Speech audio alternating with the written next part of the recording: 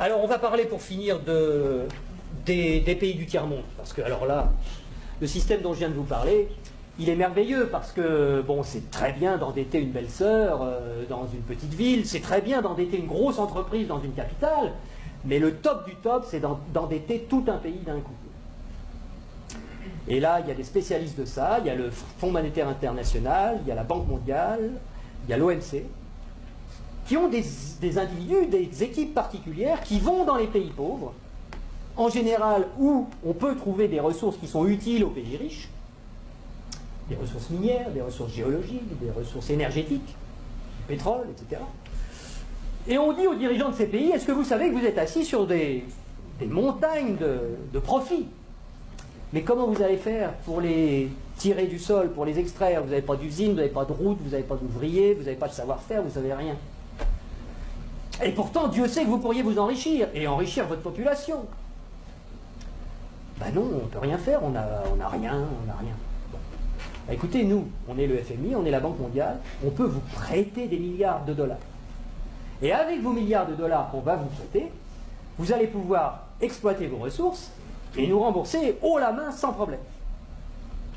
Mais il y a une petite clause dans le contrat de prêt, et de toute façon vous ne pouvez pas y couper, c'est que vous allez avoir besoin de routes, vous allez avoir besoin d'un port pour que les pétroliers puissent aborder, vous allez avoir besoin d'un pipeline pour aller des puits de pétrole au port, vous allez avoir besoin de soldats pour protéger le pipeline des terroristes, donc on amènera aussi quelques soldats, et vous allez avoir besoin de beaucoup d'argent pour financer tout ça.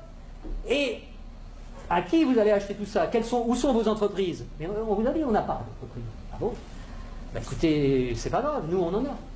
En Occident, beaucoup, on en a plein. On a Halliburton qui fabrique des usines, on a Areva qui a besoin d'uranium, on a Bouygues qui fabrique des autoroutes, des ports, tout ce que vous voulez, on va vous faire ça aux petits oignons, pas de problème.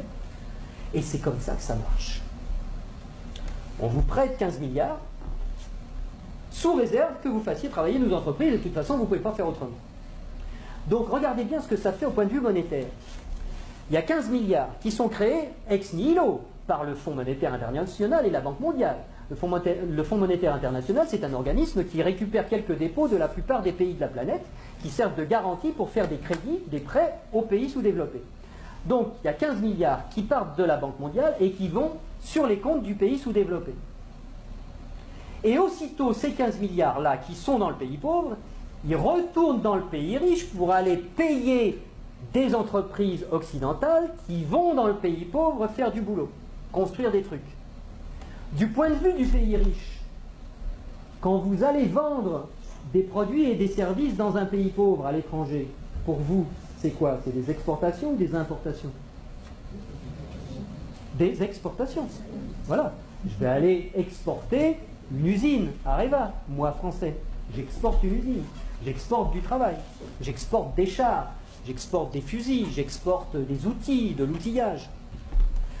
Donc, ce qui est génial, c'est que les 15 milliards qui sont partis des pays occidentaux, qui sont allés dans le pays pauvre, il y a des services qui sont exportés par les pays occidentaux envers les pays pauvres, et l'argent, qu'est-ce qu'il fait? Il revient dans les pays riches, les 15 milliards, ils reviennent. Bon. Et donc les 15 milliards, c'est comme si on avait eu une belle sœur qui avait emprunté 15 milliards et qui nous les distribue, puisque les ouvriers des entreprises des pays occidentaux, les actionnaires des entreprises des pays occidentaux, ils vont avoir plus d'argent grâce à ces 15 milliards qui reviennent. Donc ils vont les dépenser dans l'économie, ça nous fait des transactions nouvelles, de l'emploi nouveau, qui va ruisseler dans notre économie.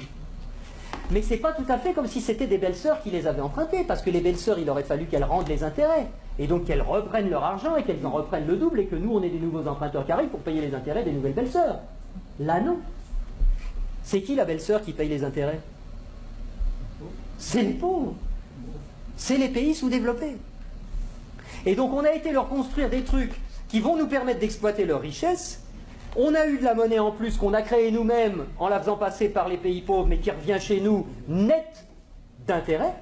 Et qui paye la dette, qui paye les intérêts, c'est le pays pauvre. Et ils ont deux solutions. Soit ils empruntent à nouveau le montant des intérêts pour pouvoir nous les rembourser, ce qui double leur dette. C'est pour ça que des fois vous entendez des présidents de pays sous-développés qui disent « Mais c'est pas possible, on l'a déjà payé 15 fois la dette, comment ça se fait qu'il faut qu'on paye encore ?» Ben, c'est parce qu'ils ne peuvent pas la créer. C'est parce que pour rembourser des dollars, il faut qu'ils les empruntent. puisqu'il n'y a que nous, les Occidentaux, qui peuvent créer des dollars pour les endetter. Et donc, soit ils empruntent pour continuer à payer leurs intérêts, soit ils vendent leurs ressources pour presque rien. Ce qui nous permet à nous d'avoir le niveau de vie qu'on a.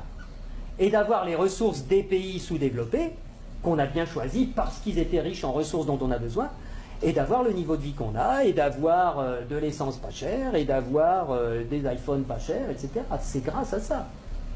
Donc il faut réfléchir à ça aussi. Il faut savoir que si on a le niveau de vie qu'on a, c'est parce qu'il y a une prédation sur les ressources de la Terre entière, qui nous profitent.